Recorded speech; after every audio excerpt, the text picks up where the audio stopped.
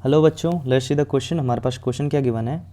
When alleles of two contrasting characters are present together, जब allele present होंगे two contrasting characters एक ही साथ प्रेजेंट रहेंगे, तो one of the characters express itself during the cross, जब क्रॉस कराएंगे तो उसमें से जो वन कैरेक्टर है, पहला कैरेक्टर या फिर दूसरा कोई भी इसमें से एक कैरेक्टर जो है वो अपने आप को एक्सप्रेस कर पाएगा, while the other remains hidden.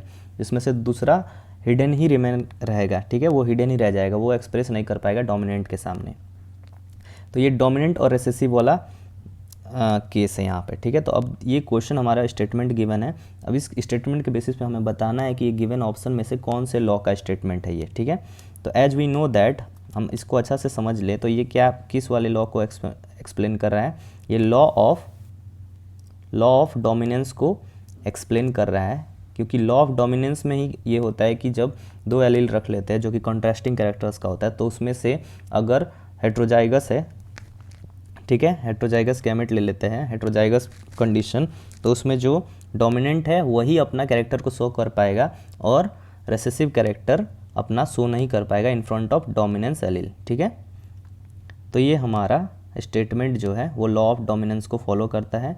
यहाँ पे law of purity of gametes और law of segregation, for your kind information मैं आपको बता दूं कि ये दोनों एक ही लॉ है, ठीक है। तो ये लॉ तो होगा नहीं, लेकिन इसे हम एक्सप्लेन कर लेते हैं, ठीक है। Gene are bought together according to this law, gene are brought together and paired during fertilization। Gene को साथ में रख के फिर उसको पेयर कर देते हैं फर्टिलाइजेशन के दौरान। however these genes do not affect or mix with each other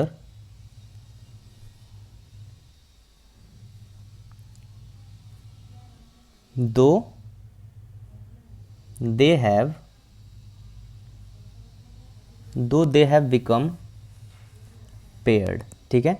तो इस लॉ के अकॉर्डिंग हम ये कहना चाहता है ये लॉ कि जो genes are bought together and pair during fertilisation, gene को अलग अलग पेरेंट्स से टुगेदर लाया जाता है और उसको पेयर किया जाता है फर्टिलाइजेशन के दौरान। फिर भी पास में लाने के दौरान भी ये एक दूसरे से मिक्स नहीं होगा, ठीक है, और वो खुद का अपना कैरेक्टर अटेन किए रहेगा, ठीक है। तो यही लॉ ऑफ सेग्रीगेशन कह रहा है कि हर एक जीन जो होता है वो मिक्स नहीं होता है एक दूसरे से, ठीक है, वो अपना कैरेक्टर अलग से अटेन किए रहता है, ठीक है। उसके बाद से हमारे पास law of purity of gametes और लॉ ऑफ सेग्रीगेशन तो सेव हो गया। उसके बाद हमारे पास लॉ ऑफ डोमिनेंस है, तो ये ए और बी ऑप्शन तो होगा नहीं, लॉ ऑफ डोमिनेंस हमारा करेक्ट होगा। और लास्ट ऑप्शन है लॉ ऑफ इनहेरिटेंस, इसे भी हम डिस्कस कर लेते हैं। तो लॉज ऑफ इनहेरिटेंस होता है क्या, ये लॉज है, ठीक है, जो मेंडल्स ने दिए थे। तो उसमें आते हैं फर्स्ट में law of dominance, law of inheritance के अंदर आते हैं law of dominance, law of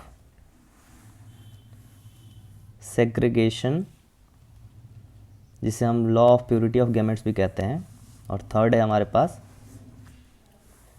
ये हो गया लॉ ऑफ सेग्रीगेशन, जिसको law of purity of gametes भी कहते हैं, और थर्ड हमारे पास है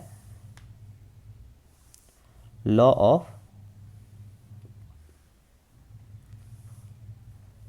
इंडिपेंडेंट assortment.